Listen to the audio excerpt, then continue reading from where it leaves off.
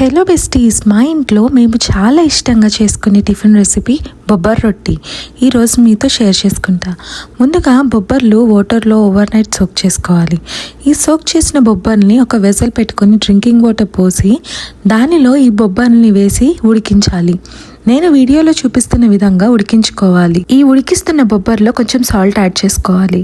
ఇప్పుడు ఒక మిక్సింగ్ బౌల్లో బియ్యం పిండి వేసుకొని దానిలో ఈ బొబ్బర్ల మిశ్రమాన్ని ఓటతో పాటు వేసేయండి. వేసుకొని వీడియోలో చూపిస్తున్న విధంగా బాగా కలిసేలా కలపండి.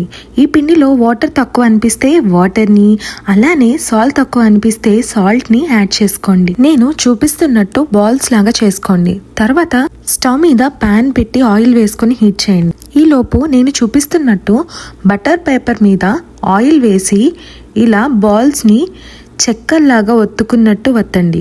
ఇలా అన్ని చేసుకొని పక్కన పెట్టుకోండి. ఇప్పుడు ఆయిల్లో స్లోగా నేను చూపిస్తున్నట్టు వదలండి. ఇవి గోల్డెన్ కలర్ వచ్చే వరకు వేపండి. ఇంతే అండి, చాలా ఈజీగా ఈ రెసిపీని బ్రేక్ఫాస్ట్, స్నాక్ ఆర్ డిన్నర్ లాగా ప్రిపేర్ చేసుకోవచ్చు. మీరు కూడా ట్రై చేసి ఎలా ఉందో కమెంట్ చేయండి. Thank you.